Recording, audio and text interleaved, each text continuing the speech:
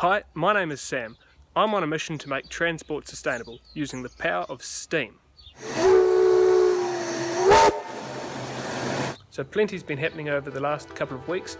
The focus at the moment is to get the new steam pumps on the boiler, so I've made a start on that. I've also taken some time to have another look at mechanical firing, visited some boilers that are fired on wood chip. Last week we gave the boiler a steam test using some different types of higher density fuel. One of the next steps to complete the boiler is to build and mount the new pumps. These pumps are to be steam driven instead of the electrically driven pumps that I'm using at the moment. And to mount the pump on the boiler, it's already been designed, but I need to design and draw up a bracket which welds onto the side of the smoke box. The exact location of the pumps on each side of the boiler is quite critical, so I've sketched an outline of the pump onto this general arrangement photocopy to determine whether or not it will foul or interfere with the cylinders or the valve gear. I'm happy with this, so I'm going to go ahead and draw up the brackets on a separate sheet of paper.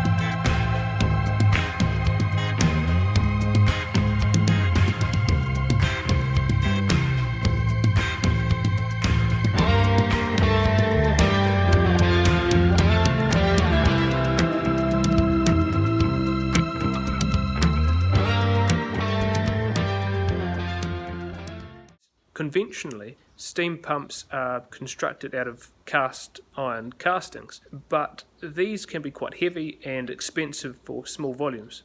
So the new pumps are designed to be fabricated from steel. This gives quite a strong construction that's quite cost effective to build in small numbers.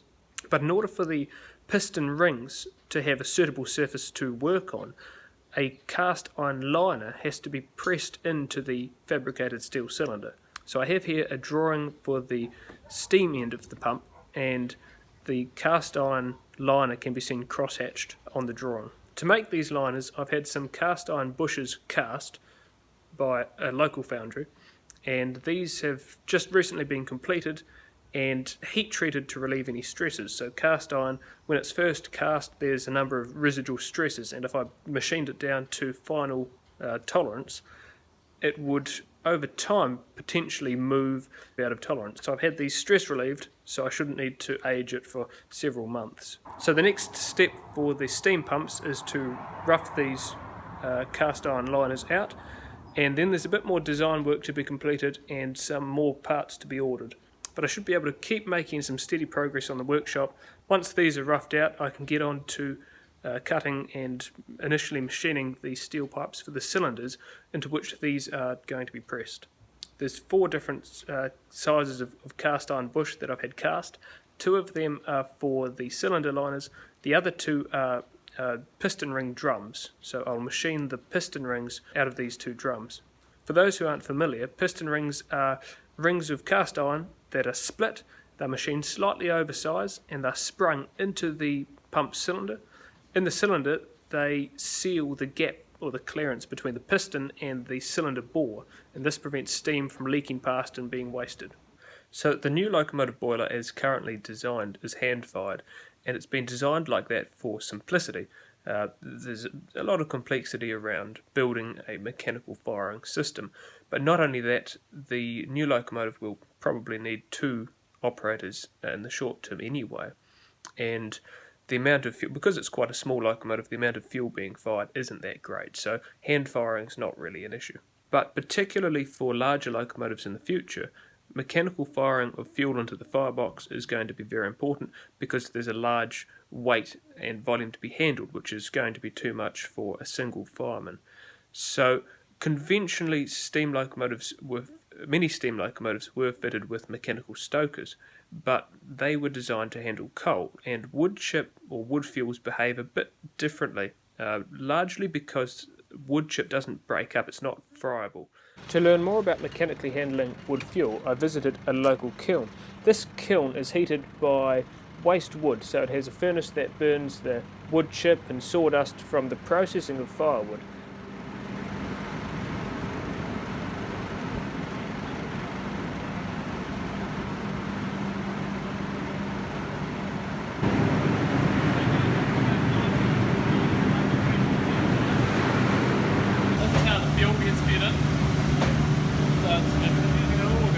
Just coming in from a bin out the back, which you see, and there's an auger there, and then there's a ram and a chute that comes up and into the middle, and it drops into that chute and it pushes it up.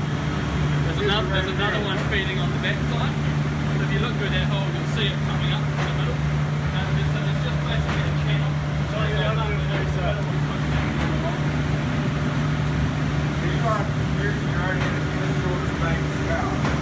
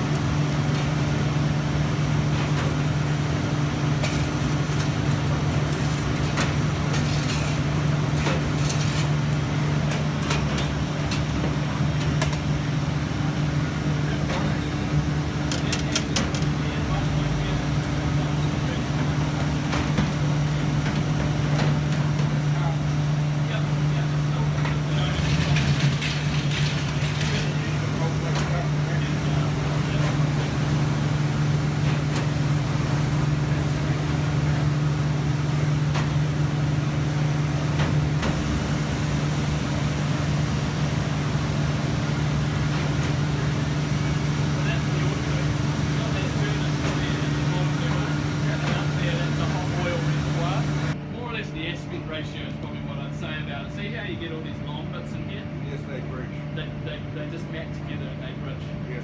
So it doesn't flow that well. If we had wood chip, it would flow a lot better. Yes. But still, generally, when you've got these systems, they almost need a vertical wall with the wood. The oversized comes up here and gets shredded, and then turns into undersized. Right, yeah. right. So basically goes around until it can go through that screener. Right. So nothing past a certain size will go through.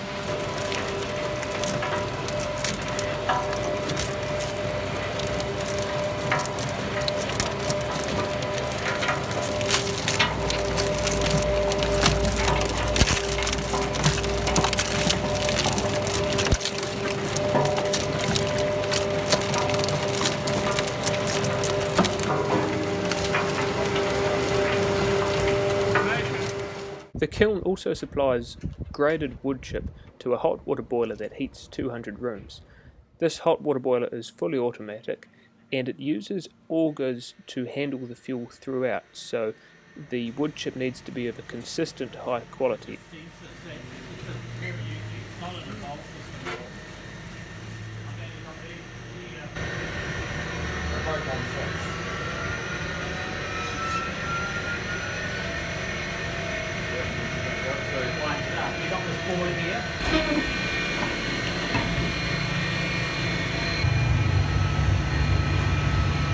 This one here is to clean out the back of the boiler through from the exhaust as well. Then you've got this. The wood chip delivery truck tips the wood chips into the chute. The fan then sucks the chips up and blows them into the main fuel bunker.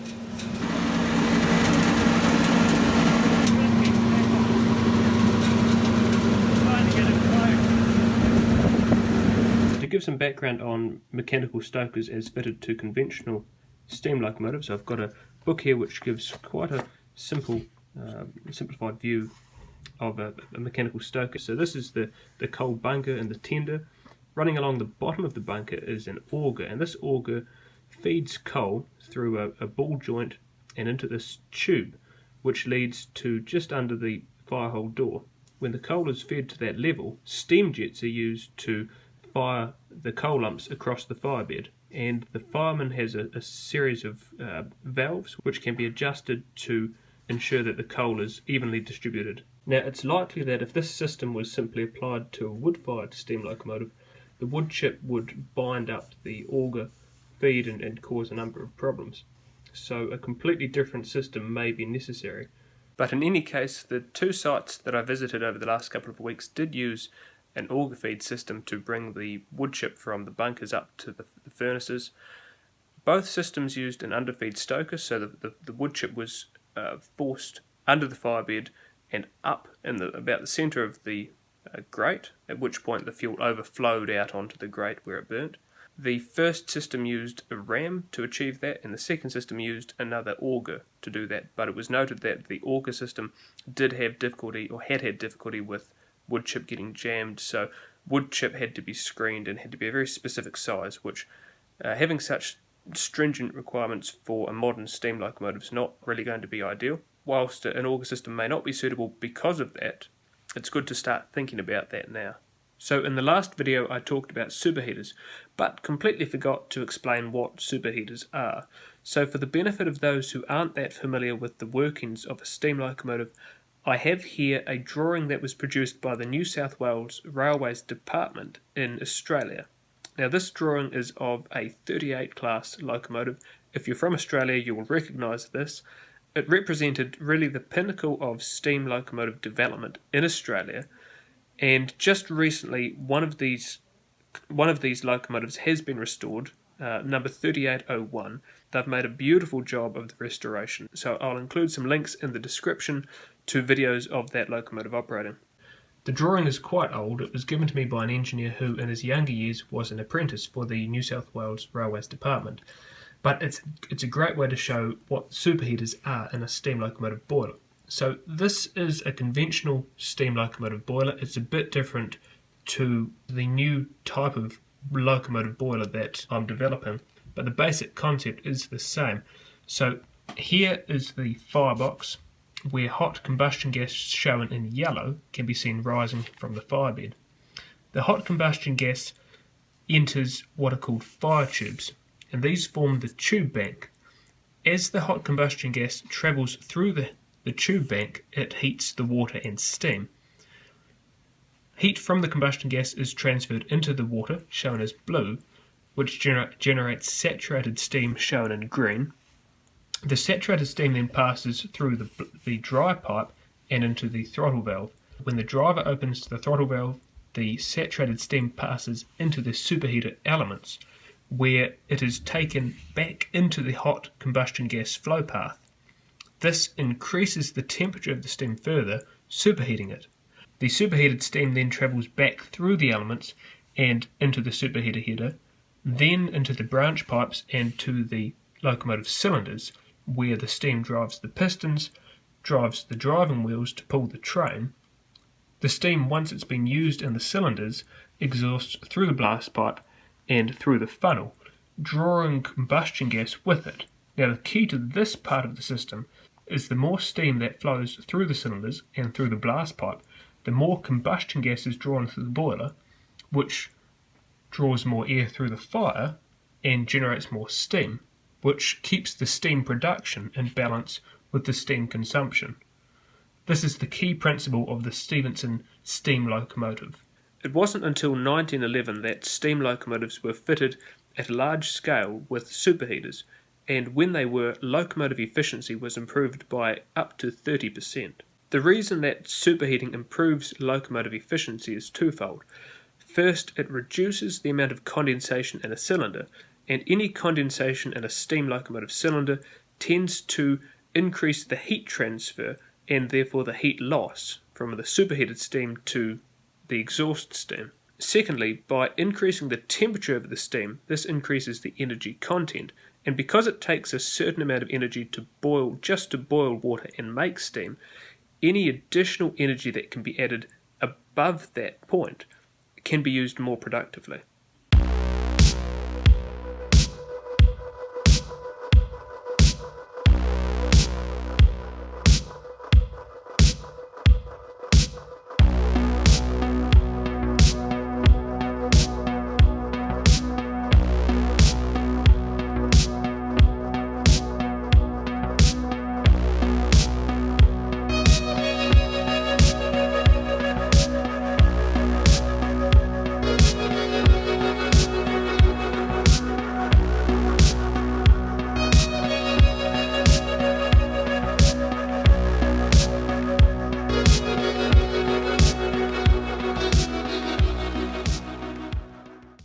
Today we have a key supporter of the project here with us. His name's Alan. And Alan, what have you got with you here? These are just standard products that can be brought off the shelf in New Zealand, and they're manufactured in New Zealand. There's standard wood pellets here which feed normal pellet fires, and we've got some compressed wood bricks, very tightly compressed wood bricks from beechwood. We're doing some heat trials to see how economic it is to feed the boilers on this type of fuel. Sam's the expert when it comes to the heat test, and he'll explain that to you, but if you don't try, you don't know. So the key with these is all woods have about the same amount of energy on a weight basis. So a kilo of beechwood has roughly the same amount of energy as a kilo of Pinus radiata. So the key with these compressed bricks and the pellets is they're compressed so they have a higher density than normal wood fuel, which means we can get more on the bunker of the locomotive and we can go further. I've got to say all that again.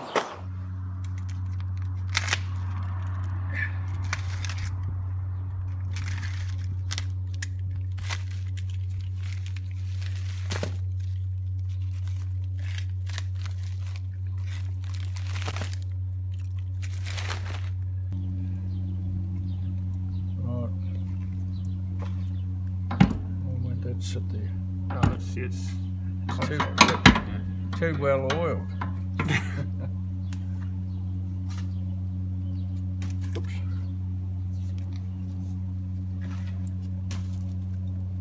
It's getting some heat.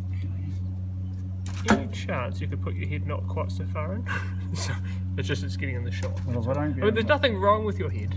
It's not got much in it, that's the problem. So I'm the official fireman for the company. You might have to talk to Nico about that. Right. Second in charge. That's one. All the time.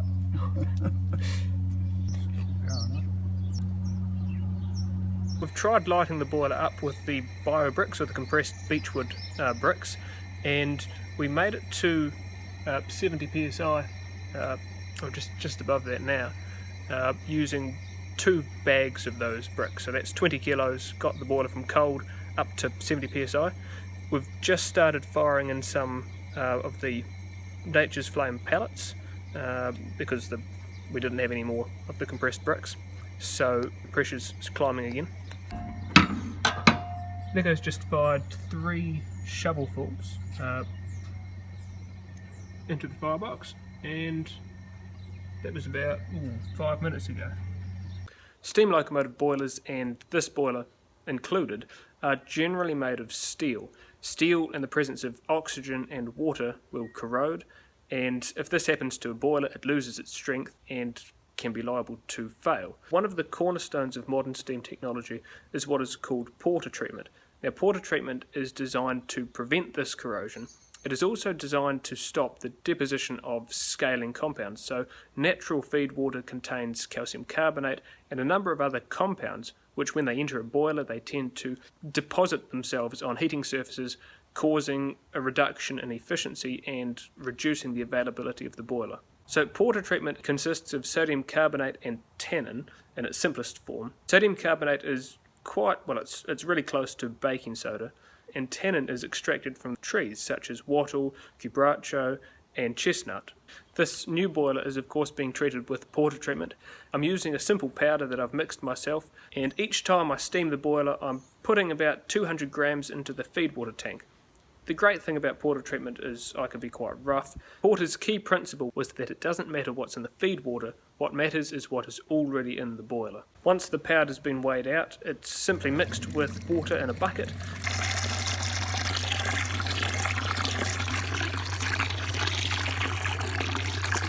And then tipped into the feed tank.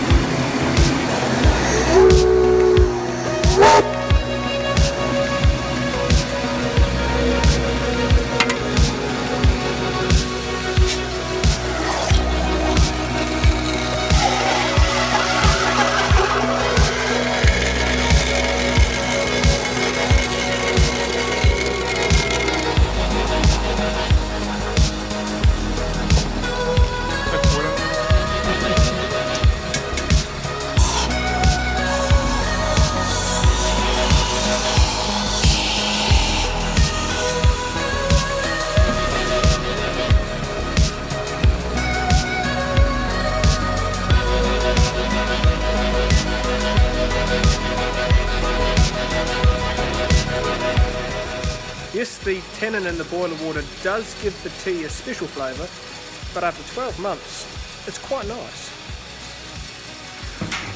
Well, that's it till next time. It's been a good couple of weeks, but I'm really looking forward to getting the new steam pumps on the boiler. They're well overdue, so I've got to get cracking. A huge thank you to all of those who are supporting the project. I was absolutely blown away. Following the first episode, some of you came on board as patrons within 24 hours, so an extra special thank you to all those who have joined the project as patrons. If you haven't already, please subscribe and check out my page on Patreon. I'd love to have you on the team as a patron to help me on my mission to make transport sustainable using the power of steam.